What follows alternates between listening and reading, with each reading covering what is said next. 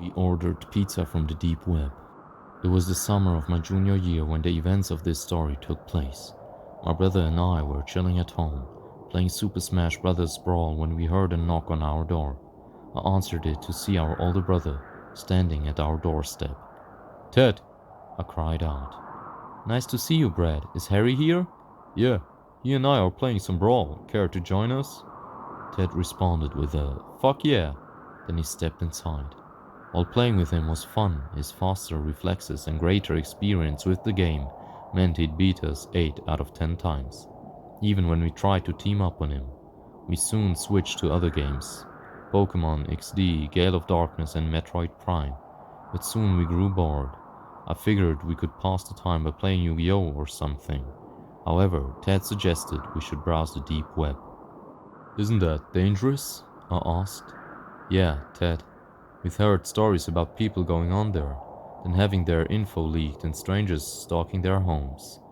Our brother informed us as long as we didn't commit the classic amateur deep web browsing mistakes, we'd be fine. Said mistakes were not using a VPN and not unplugging our webcam or at least covering it up if we happened to be using a laptop, which we were. After making sure the laptop's built-in mic and webcam were covered in duct tape, we went on the deep web. For the most part, it wasn't really as exciting as we were expecting. The best thing we came across was a space shooter in which we played as a giant penis shooting sperm at spaceships. Next, we found a live stream that had a man dancing in just his underwear while rubbing cream cheese on his chest, and he had clothespins attached to his nipples. Not that I want to see anyone get killed or anything like that, but is there anything actually interesting to do on here? I asked. We can check out some more things in a bit. Right now I'm hungry though. Yeah, me too. As bizarre as it is to say, I think watching this guy has made me hungry for cheese. Do you guys have any food in the kitchen? No, but Mom left us some money if we wanted to order something, Harry said. I was about to propose ordering pizza when coincidentally an ad for pizza popped up on the screen. It read, "Deep Web's Deep Dish Pizza." Huh? I kinda like the name. Should we click on it? Or do you think it may be a virus? Harry asked Ted. It might be. Do you want to risk it? What the hell? This is an old laptop anyway, I said. Ted clicked on the banner which opened up a menu. On that menu were some of the most mouth-watering pizzas we've ever seen. Not only pizza but also pasta, breadsticks, mozzarella sticks, and desserts, among other things. Hell, even the salad looked presentable for a pizza place. Above the picture was a button that said, "Order here." We talked about what we wanted for a few minutes and eventually we decided on a meat lover's pizza, with olives, mushrooms and stuffed crust, mozzarella sticks, apple pie pizza and 2 big bottles of Dr. Pepper. Just as a precaution, we decided to pay in cash and make sure we put the address in as somewhere public that was close by. When we arrived at our location, which was the library down the street, we saw the delivery guy who had our order waiting by the front desk. Regular looking dude. He looked to be in his early 30s. What was odd was that he wasn't wearing a uniform or anything. He just had regular clothes on. We paid for our food. Then we went outside to eat it in Ted's car. It was fucking delicious. The meat was cooked just right and the cheese was super stringy. We were busy trying some of the apple pie pizza and mozzarella sticks when we heard someone tap the driver's window. We looked out to see the delivery guy holding up a bottle of Dr. Pepper. The food was so good we didn't even notice we were missing one. He motioned for Ted to put down his window. Ted did so. Then the man apologized for forgetting and handed Ted the Dr. Pepper. By the way, how's the pizza? The man asked. This stuff kicks ass. We'll have to order from you guys more often, Ted replied. Glad you liked it, but to make up for my foolish mistake earlier, how about I give you guys something extra? Oh, you don't have to do that. The man insisted and eventually we caved. He ran to his car and came back with a small box. He told us it was filled with cookies, then handed it to Ted. Well, that was nice of him, I said as the man walked away. Let me get a couple of those cookies. You got it, Ted replied, opening the box. However, instead of cookies, what we saw inside looked to be some kind of smoke grenade, and it went off, sending fumes throughout the car. The fumes must have been some kind of knockout gas, because we began to feel really dizzy. The last thing I saw before passing out was the man smiling at me through the window, and unfortunately there wasn't anyone else outside. When we woke up, we found ourselves in a musty, smelly room with single-floor lamp beaming down on us like a spotlight, but very dimly lit. We figured we must be a basement. All three of us were tied up with a rope in the middle of the floor. From out of the shadows appeared the man. The dim light of the lamp was the only thing illuminating his face. "Look, he's finally awake," he exclaimed. "You crazy motherfucker, let us go," Ted demanded. "Let you go? I can't do that. I like to share something with customers who appreciate my cooking." "Wait, you made those pizzas?" I asked. "Yes, I did. I run this business all by myself." "And what exactly are you going to share with us?" Harry asked, hesitantly. "They say you are what you eat, so I'll make you guys into pizza," he said, flipping a switch to turn on the overhead light. Now you may be thinking, if he had a regular light, why did he even bother with that stupid lamp? To be honest, I don't know. The man was odd, to say the least. The only thing I can think of is that he did it for dramatic effect.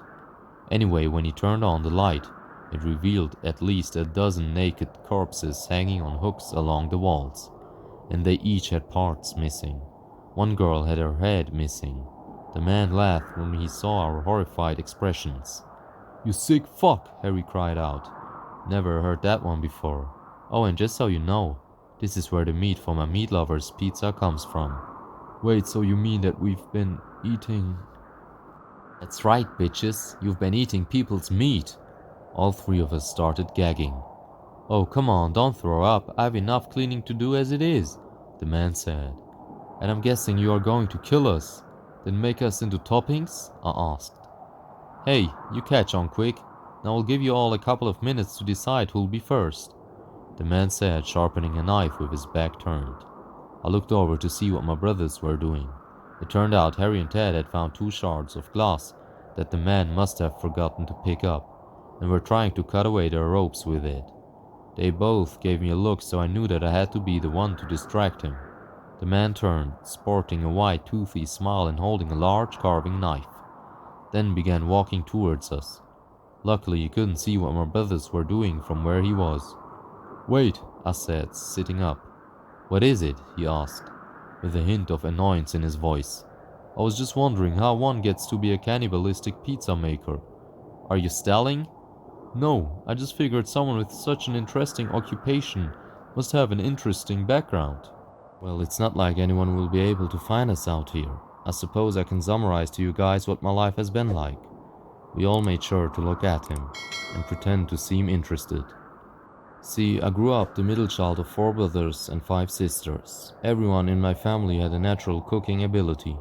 That is, except for me. No matter how hard I tried, I couldn't get the hang of it. Something my family chastised me greatly for. So when I was 16, I did the only rational thing I could think of. I drugged my entire family, cut off parts of their flesh, then baked my first pizza using up the meat. And let me tell you, it was a damn good pizza. I even made my family eat it, but they threw it up. I could tell they liked the taste of it though, and so did you guys." "Did you kill your family?" "Oh, of course. And I burned all the evidence. After that, I drifted for a while, setting up my business in different places. Before I came here, I admit running things was difficult. It wasn't easy getting victims, that is until I stumbled across this deep web stuff. I must say, it's very convenient, and a great way for me to run things. Now, have you decided who will be first yet? Because if not, I'll decide for you." "Actually, we have," I said, feeling 2 sharp objects poke my palm. "Who will it be then?" "Shards." The man gave me a confused look, that quickly turned to surprise when Harry and Ted sat up, as I laid on my side. Before the man could react, they threw the shards of glass at him. One went right into his throat and the other in his face, cutting a gash right next to his eye. He staggered back, gasping as his temple and neck bled. My brothers quickly pulled off the rest of their ropes. Then Ted charged the man, while Harry untied my rope. Once I was free, we joined Ted in kicking the shit out of that dude. It turned into a good old-fashioned brotherly ass-whooping. I mean, we went to town on this guy. We kicked him in the ribs for a few minutes. Then we took turns stomping on his crotch. We even did that thing where Harry got him up and held him with his arms behind his back, and Ted and I took turns gut-punching him over and over until he went limp to the floor gasping for air. As much fun as it was beating the crap out of that asshole, Harry eventually went upstairs and found a phone in the house and called the police. When they arrived, you could tell some of them were freaked out by how crazy the scene looked. A couple detectives took our statements while some uniformed officers wearing latex gloves started bagging evidence. 2 more officers arrested the man, noting he was lucky that one shard of glass didn't go any deeper into his neck. The detectives got all the information they needed from us. Another officer then gave us a ride back to the library. You know, throughout the questioning there was one thing we all 3 forgot to mention. We still had some of that pizza left over in Ted's car. And I know we should have turned it into the police, but as crazy as that guy was, he was right about one thing. The pizza was damn good. And my brothers and I figured, why let good food go to waste?